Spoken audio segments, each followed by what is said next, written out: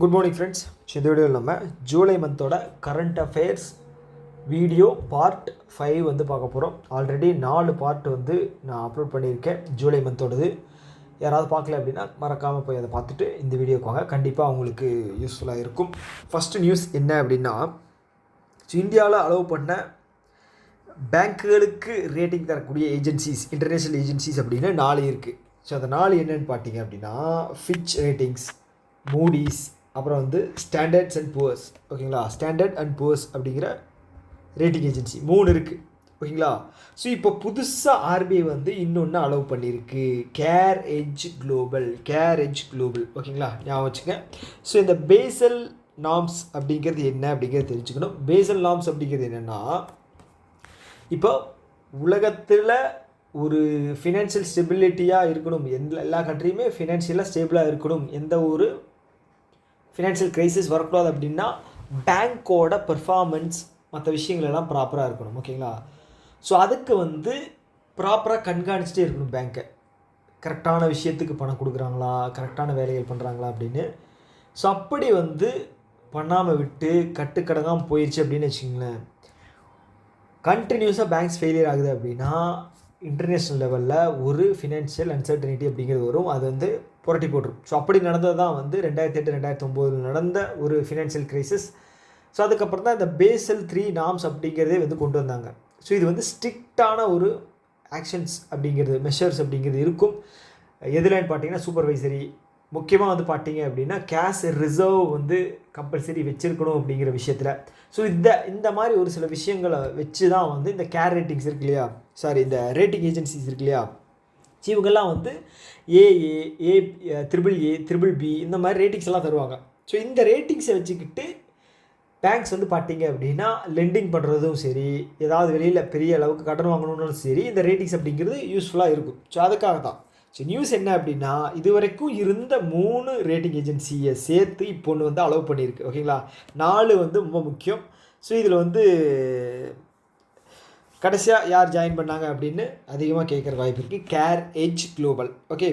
So அதே மாதிரி first Basel norm இருக்கு இல்லையா, அது வந்து ஸ்டார்ட் பண்ணது வந்து 1988 பேசல் கமிட்டி. ஓகேங்களா. எங்கே இருக்குது பேசல்? சுவிட்சர்லாண்ட் இருக்குது. பேசல் அப்படிங்கிறது ஒரு இடம். ஓகேங்களா, சுவிட்சர்லாண்டில் இருக்குது. ஓகே. பேசல் 3 அப்படிங்கிறது 2008. ஓகே. ஸோ அடுத்த நியூஸ் என்ன அப்படின்னா, ஜம்போ டெயில் அப்படிங்கிற ஒரு கம்பெனி வந்து 120 மில்லியன் வந்து ஃபண்ட் ரைஸ் பண்ணாங்க. அதன் மூலமாக வந்து பார்த்துட்டிங்க அப்படின்னா 5th யூனிக்கானாக வந்து 2025ஓட 5th யூனிக்கானாக வந்து மாறி இருக்கு. யார்? Jumbo tail. ஓகேங்களா. ஃபஸ்ட்டு 4 யூனிக்கானை வந்து மறக்காமல் கீழே கமெண்ட் பாக்ஸில் சொல்லுங்கள். உங்களுக்கான ஃபஸ்ட்டு கேள்வி இதுதான். ஓகே. ஸோ இந்த ஜம்போ டெயில் வந்து 2015 ஸ்டார்ட் பண்ணப்பட்டிருக்கு. யார் வந்து ஸ்டார்ட் பண்ணது அப்படின்னா கார்த்திக் வெங்கடேஷன். ஓகே. இதோட ஃபவுண்டர் வந்து கார்த்திக் வெங்கடேஷன். ஓகே.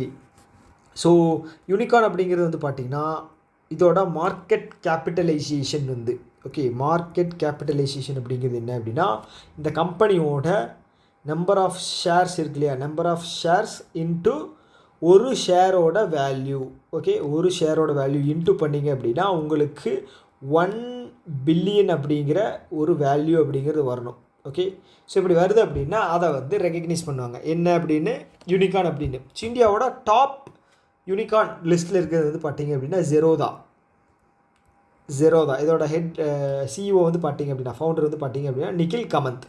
ஓகேங்களா. ஓகே. ஸோ அடுத்தது ஏஷியன் இன்ஃப்ராஸ்ட்ரக்சர் இன்வெஸ்ட்மெண்ட் பேங்க் எங்கே இருக்குது? சாங்காயில் இருக்குது. சாங்காயில் இருக்குது. இது 2016 ஸ்டார்ட் பண்ணப்பட்ட ஒரு பேங்க். ஓகேங்களா. ஓகே. என்ன விஷயம் அப்படின்னா, ஸோ இந்த பேங்க் வந்து 100 மில்லியன் அப்படிங்கிற ஒரு அமௌண்ட்டை வந்து கடனாக வந்து ஐஐஎஃப்எல் ஹோம் ஃபினான்ஸுக்கு வந்து தந்திருக்காங்க. ஸோ இந்த ஐஐஎஃப்எல் ஹோம் ஃபினான்ஸோட முக்கிய நோக்கம் என்ன அப்படின்னா, ஸோ இவங்க வந்து ஹோம் ஃபினான்ஸ் அப்படிங்கிற ஒரு விஷயத்தில் தான் வந்து ஃபோக்கஸ் பண்ணி பண்ணுவாங்க. வீடுகள் வந்து ஏதாவது கடன் தரணும் அப்படின்னா, ஸோ இவங்க வந்து பார்த்தீங்க அப்படின்னா இந்த பேங்க் இதுக்கு ஃபேமஸ் அப்படின்னு சொல்லுவோம் இல்லையா. இப்போ ஹெச்டிஎஃப்சி அப்படின்னா வந்து பார்த்தீங்க அப்படின்னா கிரெடிட் கார்டுக்கு ஃபேமஸ். எஸ்பிஐ அப்படின்னு பார்த்தீங்க அப்படின்னா எம்எஸ்எம்இ லோன் தர்றதெல்லாம் ஃபேமஸ். ஆர்ஆர்பினா அக்ரிகல்ச்சர் ஃபேமஸ். அது மாதிரி வந்து பார்த்திங்கன்னா ஐஏஎஃப்எல் அப்படிங்கிறது வந்து ஹோம் ஃபினான்ஸ், ஹோம் லோன் தர்றது தான். ஓகே, ஹோம் லோன் அப்படிங்கிறது வந்து பார்த்திங்க அப்படின்னா ஒரு ரீட்டைல் லோன் தான்.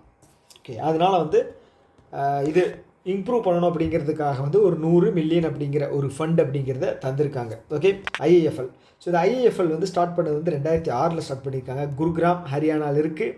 Focused only on home finance. நான் சொன்னேன் இல்லையா? ஸோ அதுதான். ஸோ அடுத்து வந்து மைக்ரோசாஃப்ட் என்ன பண்ணுறாங்க அப்படின்னா அன்வீல் பண்ணியிருக்காங்க. என்ன அப்படின்னா பயோஇமூ.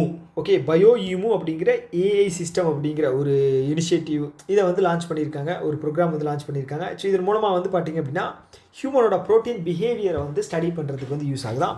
ஸோ இதோட நேம் வந்து ரொம்ப ரொம்ப முக்கியம். ஓகேங்களா? இதோட நேம் வந்து ரொம்ப ரொம்ப முக்கியம். ஓகே, ஸோ மைக்ரோசாஃப்ட் வந்து பார்த்திங்க அப்படின்னா இந்தியா ஏஐ மிஷன் இருக்கு இல்லையா? இந்தியா ஏஐ மிஷனுக்கு வந்து நம்ம இவங்க கூட சேர்ந்து கம்பைன் பண்ணியிருக்காங்க. எலக்ட்ரானிக் இன்ஃபர்மேஷன் டெக்னாலஜி கூட சேர்ந்து ஸ்கில் டெவலப்மெண்ட் வந்து அடுத்த 3 வருஷத்துக்கு வந்து கிட்டத்தட்ட 5 லட்சம் பேர்த்துக்கு வந்து ஸ்கில் டெவலப்மெண்ட், அடுத்த 2 வருஷத்துக்கு இதுக்கு வந்து 3 பில்லியன் அப்படிங்கிற ஒரு அமௌண்ட் வந்து ஸ்பெண்ட் பண்ண போகிறாங்க. ஓகேங்களா? ஸ்பெண்ட் பண்ண போகிறாங்க. ஓகே, அடுத்தது சோனாலி மிஸ்ரா. ஓகே, இது வந்து ரொம்ப முக்கியமான நியூஸ். ஏன் அப்படின்னா வந்து இவங்க வந்து first woman chief of railway protection ஃபோர்ஸாக வந்து செலக்ட் பண்ணியிருக்காங்க இவங்களை, Sonali Mishra. Okay, railway protection act எப்போ கொண்டு வந்தாங்க அப்படின்னா 1957 கொண்டு வந்திருக்காங்க. ஓகே, இதுக்கு முன்னாடி யார் இருந்திருக்காங்க அப்படின்னு பார்த்தீங்கன்னா மனோஜ் யாதவா அவர் தான் இருந்தார். அவரை ரீப்ளேஸ் பண்ணிட்டு தான் வந்து woman chief of railway protection ஃபோர்ஸுக்கு வந்து இவங்க வந்து வந்திருக்காங்க. ஓகே, இது ஒரு நல்ல விஷயம், தெரிஞ்சுக்கேன். அடுத்தது வந்து CREA அவங்க வந்து ஒரு ரிப்போர்ட் ரிலீஸ் பண்ணியிருக்காங்க. 2025க்கான மோஸ்ட் பொல்யூட்டட் சிட்டிஸ் ரேங்கிங்கில் வந்து டாப் 20 வந்து 12 வந்து பார்த்திங்க அப்படின்னா இந்தியாவுக்குள்ளே இருக்குது. டாப் 20 12 வந்து இந்தியாவுக்குள்ளே இருக்குது. அதில் ஃபஸ்ட்டு பிளேஸ் வந்து அஸ்ஸாம் மேகாலயாவில் இருக்கிற பர்னிஹத் அப்படிங்கிற ஒரு பிளேஸ் தான். ஓகே, பர்னிஹத் அப்படிங்கிற ஒரு பிளேஸ் தான், ஒரு சிட்டி தான். செகண்ட் வந்து பார்த்திங்க அப்படின்னா ஆப்வியஸாக டெல்லி. தேர்டு வந்து பார்த்திங்க அப்படின்னா கரகண்டா அப்படிங்கிற கசகஸ்தானில் இருக்கிற ஒரு பிளேஸ். ஓகே, அடுத்தது முலாம்பூர் இந்த இந்தியாவில் இருக்குது. அடுத்தது லாகூர் வந்து பாகிஸ்தான். ஓகேங்களா? ஸோ இது டாப் 5 மட்டும் படித்து வச்சுக்கோங்க. ஆனால் டாப் 20 வந்து 12 வந்து இந்தியாவில் தான் இருக்குது. ஓகே, ஸோ அடுத்தது வந்து இந்தியா வந்து உலகத்தின் முதல் ட்ரெடிஷ்னல் நாலேஜ் டிஜிட்டல் லெபார்ட்டரி அப்படிங்கிறத வந்து லான்ச் பண்ணியிருக்காங்க. எங்கே லான்ச் பண்ணாங்க அப்படின்னு கேட்காதீங்க, ஏன்னா இது வந்து டிஜிட்டல். ஓகேவா? ஸோ இது வந்து டிஜிட்டல் லைப்ரரி வந்து லான்ச் பண்ணியிருக்காங்க. எதுக்கு அப்படின்னு பார்த்தீங்க அப்படின்னா நம்மளுடைய பழங்கால மருத்துவ முறையெல்லாம் இருக்குது இல்லையா? சித்தா, யுனானி. ஸோ இது எல்லாம் வந்து ட்ரெடிஷ்னல் மெடிசன் சிஸ்டமை வந்து பாதுகாக்கணும் அப்படிங்கிறதுக்காக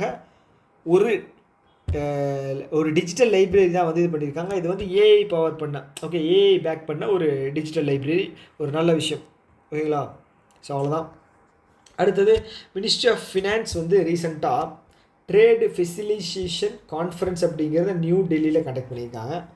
ஓகே, தீம் வந்து பார்த்தீங்க அப்படின்னா scientific excellence for seamless trade. Okay, scientific excellence for seamless trade. Okay, so நம்மளுடைய டார்கெட் வந்து பார்த்தீங்க அப்படின்னா மற்ற கண்ட்ரி கூட பார்த்துட்டிங்க அப்படின்னா இந்த ரஷ்யா கூட கிட்டத்தட்ட 2030 வந்து பார்த்தீங்க அப்படின்னா 100 பில்லியன், 2030 UAE கூட வந்து பார்த்தீங்க அப்படின்னா 100 பில்லியன், யூகே கூட வந்து பார்த்தீங்க அப்படின்னா 2030 112 பில்லியன். அதுக்கப்புறம் பிரேசில் கூட வந்து பார்த்திங்கன்னா 2030 எவ்வளவு 20 பில்லியன். யூஎஸ்ஏ கூட 2030 500 பில்லியன். ஸோ இந்த 500 பில்லியன் வருமா அப்படிங்கிறது தெரியலை. ஏன் அப்படின்னா வந்து இப்போ கரண்ட்டாக இருக்கிற பிரசிடெண்ட்டை பொறுத்து தான் இருக்குது, ட்ரம்ப். ஸோ அவர் தான் வந்து ஏகப்பட்ட டேரிஃப் அப்படிங்கிறத போட்டிருக்காரு. ஸோ இப்போ ரீசெண்டாக வந்து 25% டேரிஃப் அப்படிங்கிறத இந்தியாவோட குட்ஸ் இருக்கு இல்லையா, அது வந்து அமெரிக்காவில் எக்ஸ்போர்ட் ஆகிற குட்ஸுக்கு வந்து 25% டேரிஃப் அப்படிங்கிற போட்டிருக்காரு. ஸோ அது எதுக்காக அப்படின்னு பார்த்தீங்கன்னா, நம்ம யூஎஸோட சேங்ஷன்ஸ் யார் மேலே, ரஷ்யா மேலே போட்டும் அதை மதிக்காமல் ஆயில் வந்து வாங்கிட்டு இருந்தோம், அதனால் வந்து 25% போடுறேன் அப்படின்னு சொல்லியிருக்காரு. இது வந்து ஆகஸ்ட்டு 7ஆம் தேதியிலிருந்து அப்ளிகபிள். ஓகேங்களா, 7ஆம் தேதியிலேருந்து ஆகஸ்ட் 7ஆம் தேதியிலேருந்து இது வந்து அப்ளிகபிள். இது ஒரு நல்ல விஷயம் கிடையாது இந்தியாவுக்கு. நம்ம வந்து இப்போ யூஎஸ்ஏ கூட வந்து பார்த்தீங்க அப்படின்னா கிட்டத்தட்ட ஒரு 132 பில்லியன் ட்ரேட் அப்படிங்கிறத பண்ணிக்கிட்டு இருக்கோம். கரெக்டாக? ஸோ இவங்க கிட்டேருந்து நிறைய என்னது இம்போர்ட் அப்படிங்கிறது பண்ணிக்கிட்டு இருக்கோம். ஸோ ட்ரேட் டெஃபிசிட் அப்படிங்கிறத பொறுத்து பார்த்தீங்க அப்படின்னா கிடையாது, நமக்கு வந்து ட்ரேடு சர்ப்ளஸ் அப்படிங்கிறதா இருக்குது. கிட்டத்தட்ட 80 பில்லியன் வந்து நம்ம அதிகமாக அவங்களுக்கு வந்து ட்ரேட் இது பண்ணிக்கிட்டு இருக்கோம். ஸோ இப்போது இந்த ஒரு என்ன சொல்கிறது டேரிஃப்னால் வந்து நமக்கு பெரிய பிரச்சனை வரப்போகுது கண்டிப்பாக. ஸோ என்ன அப்படிங்கிறது தெரில. அதே மாதிரி டெஸ்லா இருக்கு இல்லையா, டெஸ்லா வந்து டெஸ்லா கிடையாது, ஸ்பேஸ் எக்ஸ் வந்து கமர்ஷியல் நம்ம ப்ராட்காஸ்டிங் இதோட ரைட்ஸ் இது வந்து வாங்கியிருக்காங்க 3 வருஷத்துக்கு, 3 இயர்ஸுக்கு. யார்கிட்ட இருந்து? இன்ஸ்பேஸ் கிட்ட இருந்து அந்த லைசன்ஸ் அப்படிங்கிறத வாங்கியிருக்காங்க. ஸோ அதே மாதிரி வந்து இவங்க ஸ்டார்லிங்க் இது இருக்கு இல்லையா, ஸோ அவங்க வந்து பார்த்திங்க அப்படின்னா ஏர்டெல் மற்றும் ஜியோ அவங்க கூட சேர்ந்து ப்ராட்பேண்ட் கனெக்டிவிட்டி அப்படிங்கிறத இந்தியா ஃபுல்லாக வந்து தரப்போகிறாங்க. ஓகே. ஸோ அடுத்தது வந்து தெலுங்கானா இருக்காங்க இல்லையா, ஸோ தெலுங்கானா ஒரு நிமிஷம். ஓகே, தெலுங்கானா வந்து 8th எனர்ஜி ஸ்டோரேஜ் அவார்டு அப்படிங்கிற அது வந்து பார்த்திங்க அப்படின்னா ப்ரெசென்ட் பண்ணாங்க. 8th India energy storage award. அதில் வந்து தெலுங்கானா எக்ஸலன்ஸ் கேட்டகரியில் வந்து வின் பண்ணியிருக்காங்க. ஓகே, எடிஷன் முக்கியம். 8th India energy storage award எங்கே நடந்துச்சு அப்படின்னு பார்த்தீங்கன்னா நியூ டெல்லியில். ஓகே, நியூ டெல்லியில் தான் இந்த அவார்டு செரிமனி அப்படிங்கிறது நடந்துச்சு. ஸோ அங்கே தான் வந்து தெலுங்கானா வின் பண்ணியிருக்காங்க ஸ்டோரேஜ் இதில். ஓகே, அதே மாதிரி குஜராத் தான் வந்து first state to join Bharat cruise mission. Okay, இந்த பாரத் க்ரூஸ் மிஷன் வந்து 2024 வந்து லான்ச் பண்ணப்பட்ட ஒரு மிஷன். ஸோ இது எதுக்காக அப்படின்னு பார்த்தீங்கன்னா, நம்மளுடைய க்ரூஸ் டூரிசம் இருக்கு இல்லையா, அதாவது கப்பல்களில் டூரிசம் பண்ணக்கூடிய ஒரு விஷயத்தை வந்து இம்ப்ரூவ் பண்ணணும் அப்படிங்கிறதுக்காக கொண்டு வரப்பட்டது தான் வந்து இந்த ஒரு விஷயம். ஸோ இதோட எய்ம் வந்து பார்த்திங்கன்னா, இப்போ இருக்கிற டூரிசத்தை வந்து டபுளாக மாற்றணும் அப்படிங்கிறது தான் வந்து எப்போது 2029. ஓகே, 2029 வச்சு நம்ம இன்னொரு டார்கெட் அப்படிங்கிறத படிச்சிருப்போம். எது? டிஃபென்ஸ் ஞாபகம் இருக்கா? என்னது? இந்தியாவோட எக்ஸ்போர்ட், இந்தியாவோட டிஃபென்ஸ் எக்ஸ்போர்ட் இருக்கு இல்லையா, டிஃபென்ஸ் எக்ஸ்போர்ட் இருக்கு இல்லையா, அது வந்து பார்த்திங்க அப்படின்னா 50,000 கோடியை வந்து டச் பண்ணணும். ஓகே, எப்போது? 2029. இதுதான் டார்கெட். ஓகே, அவ்வளோதான். ஸோ குஜராத்தை பற்றி படிக்கணும் அப்படிங்கிறனால இந்த கோஸ்டல் லைன் வந்து இந்தியாவில் இருக்கக்கூடிய ஹையஸ்ட் கோஸ்டல் லைன் வச்சிருக்கிற ஸ்டேட் வந்து பார்த்திங்க அப்படின்னா குஜராத் தான். எவ்வளவு? 2340, 2340 ஞாபகம் வச்சுக்கலாம். ஓகே, போதும். அடுத்தது நபார்டு இருக்காங்க இல்லையா, ஸோ நபார்டு வந்து பார்த்துட்டிங்க அப்படின்னா இப்போ ரீசெண்டாக 44வது ஃபவுண்டேஷன் டே அப்படிங்கிறத செலிப்ரேட் பண்ணியிருக்காங்க. நபார்டு 1982 ஸ்டார்ட் பண்ணப்பட்டுச்சா? Okay, Saji KV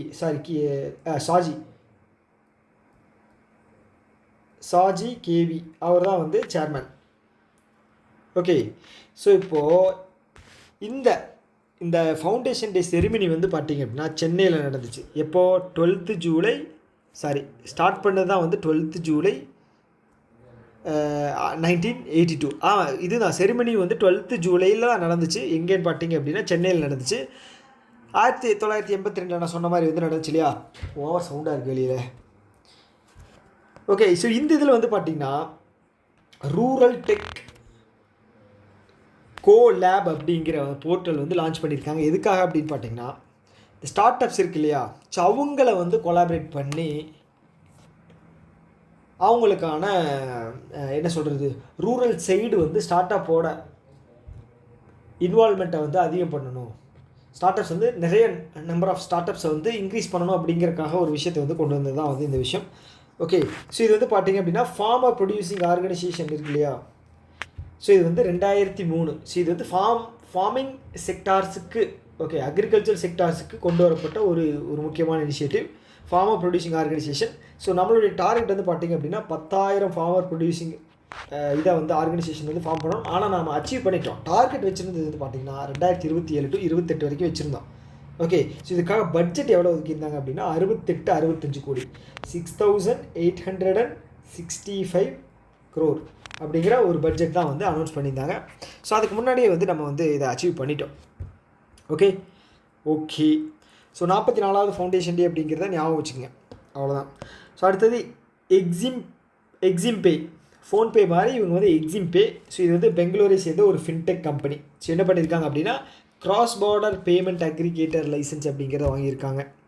okay, RBI கிட்டேருந்து கிராஸ் பார்டர் லைசன்ஸ் வாங்கியிருக்காங்க.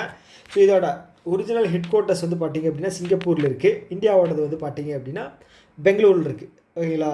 ஸோ இப்போ இனிஷியல் ரிக்குவயர்மெண்ட் வந்து லைசன்ஸ் வாங்கணும் அப்படின்னா எவ்வளோ தேவைப்படும் அப்படின்னா 15 கோடி இருந்தால் இனிஷியல் லைசன்ஸ் அப்படிங்கிறது வாங்கிடலாம். அதே மாதிரி பார்த்திங்க அப்படின்னா 25 கோடி அப்படிங்கிறது வந்து மார்ச் 31, 2024 அப்புறம் அப்ளை பண்ணும்போது அவங்க வச்சுருக்கணும். சப்போஸ் இப்போ இருக்கிறவங்க வந்து 31 மார்ச் 2026 அப்புறம் வந்து கேபிட்டலாக வந்து வச்சுருந்துருக்கணும். ஓகேவா? ஸோ அவ்வளோதான். ஓகே,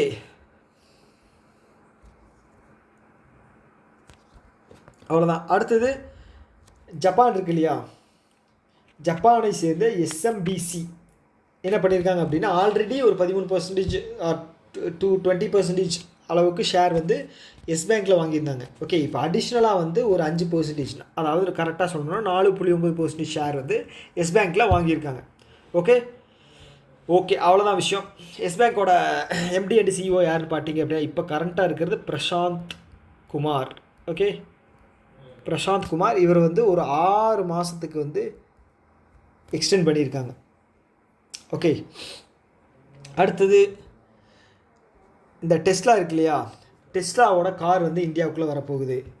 ஓகே, அதுக்கு வந்து இந்த ஈவி இல்லாத கார்களுக்கு வந்து இன்சூரன்ஸ் அப்படிங்கிறது வந்து யார் கொடுக்க போகிறாங்க அப்படின்னா லிபர்ட்டி ஜென்ரலும் ஆக்கோ இவங்க 2 பேரும் சேர்ந்து டெஸ்லாவோட காருக்கு வந்து இன்சூரன்ஸ் அப்படிங்கிறது வந்து கொடுக்க போகிறாங்களாம். ஓகே, அது மட்டும் இல்லாமல் ஈவிக்கு வந்து யார் கொடுக்க போகிறாங்க, ஜுரிஸ் கொடாக் ஜென்ரல். ஓகே, ஸோ உனக்கு நீ அதை வச்சுக்க, நான் வந்து ஈவி எடுத்துக்கிறேன் அப்படின்னு சொல்லி இவங்களுக்குள்ள ஒரு பேச்சுவார்த்தை நடத்திருப்பாங்க போல். ஓகே, ஸோ அவ்வளோதான். ஓகே, யார் இன்சூரன்ஸ் ப்ரொவைட் பண்ணுறாங்க, தேர்ட் பார்ட்டி இன்சூரன்ஸ், அதாவது வாகனங்கள் வெஹிக்கிள் இன்சூரன்ஸை வந்து தேர்ட் பார்ட்டி அப்படின்னு சொல்லுவோம். ஓகே, ஸோ அவ்வளோதான். அடுத்தது ஏயு ஸ்மால் ஃபைனான்ஸ் பேங்க் இருக்கு இல்லையா, எங்கே இருக்குது, ஜெய்ப்பூரில் இருக்குது. ஸோ இவங்க வந்து எல்ஐசி கூட சேர்ந்து bank assurance. Okay, so LIC வந்து இவங்களோட கஸ்டமர்ஸை வந்து பேரலாக யூஸ் பண்ணிக்குவாங்க. அதே மாதிரி எல்ஐசியோட கஸ்டமர்ஸை வந்து இவங்க வந்து பேங்க் கஸ்டமர்ஸாக வந்து யூஸ் பண்ணிக்குவாங்க. ஓகே, இப்போ ரீசெண்டாக எல்ஐசியினுடைய சேர்மனை வந்து மாற்றிருந்தாங்க. யார், துரைசாமி. ஓகே, ரீசெண்டாக மாற்றிருந்தாங்க. கௌஷிக் மொஹாந்தி இருந்தார்.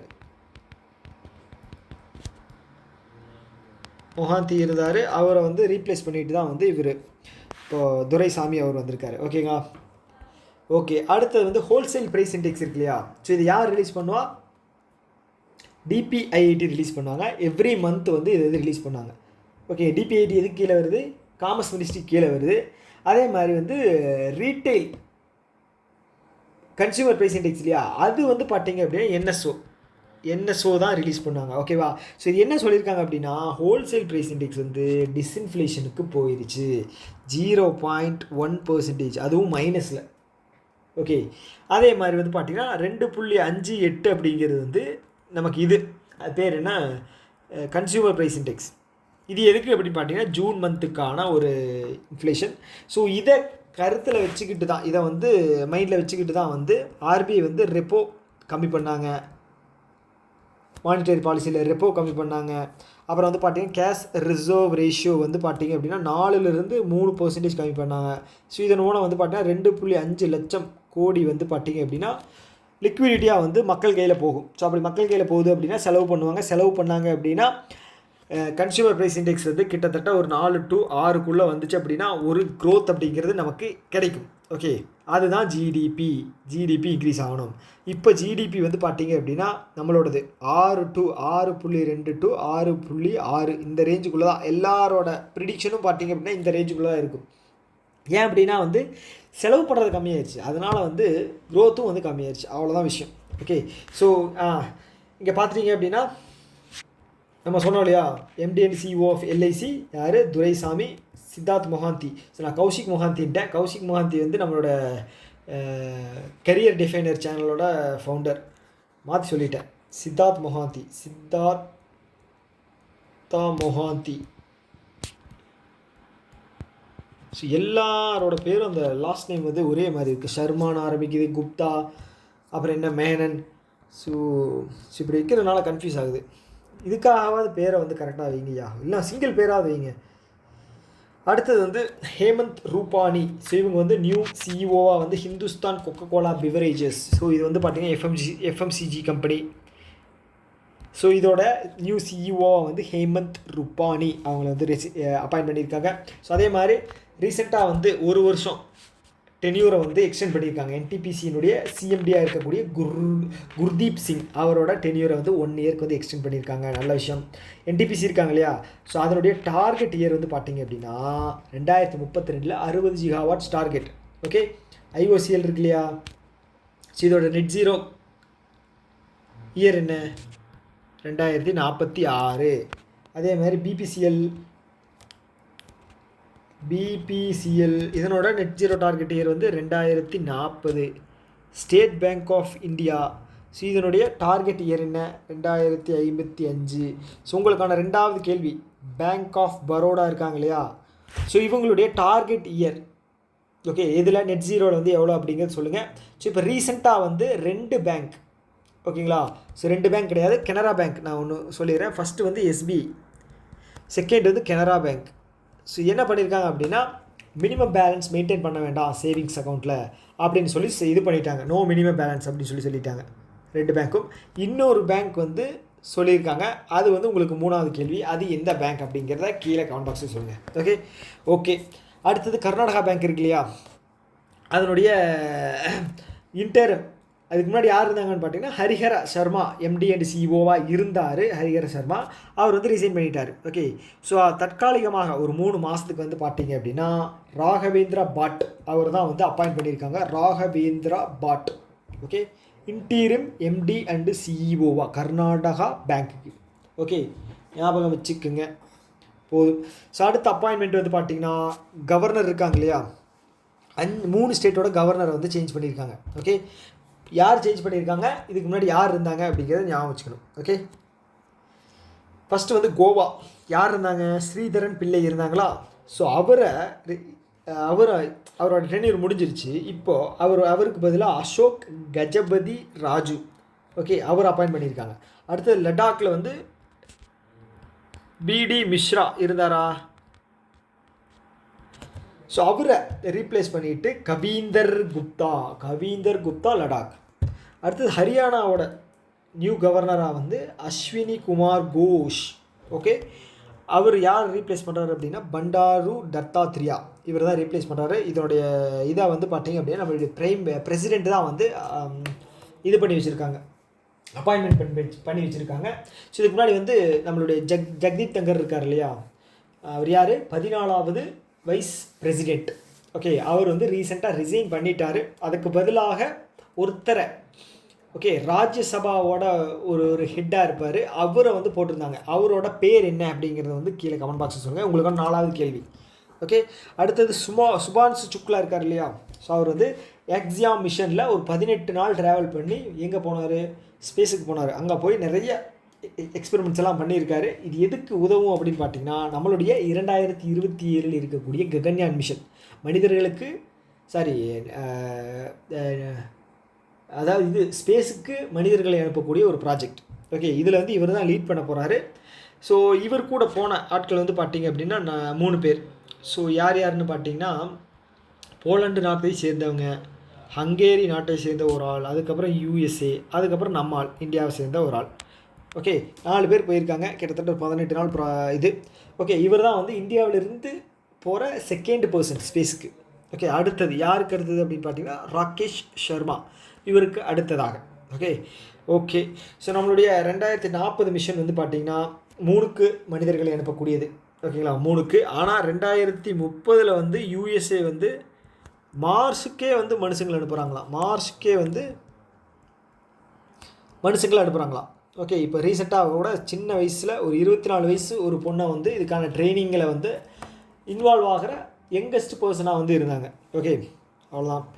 அடுத்தது பென் பிரிண்டர் ப்ரைஸ். ஸோ இது வந்து பார்த்திங்கன்னா சூடான் ஸ்காட்டிஷ் ஆத்தராக இருக்கக்கூடிய லெய்லா அபவுலீலா. ஓகே, லெய்லா அபவுலீலா அவங்களுக்கு தான் வந்து இந்த வருஷத்துக்கான ஸ்காட்டிஷ் ப்ரைஸ் அவார்டு அப்படிங்கிறது கிடச்சிருக்கு.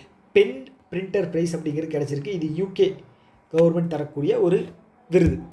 ஓகே, ஸோ இது எதுக்காக அப்படின்னு பார்த்தீங்கன்னா அவங்களுடைய ஒர்க்கு இதில் faith, migration and issues of women Muslim women. Okay, so அவங்களுடைய இஷ்யூஸ் பற்றி பேசின ஒரு இது, அதுக்காக வந்து அவங்களுக்கு ப்ரைஸ் அப்படிங்கிறது தந்திருக்காங்க.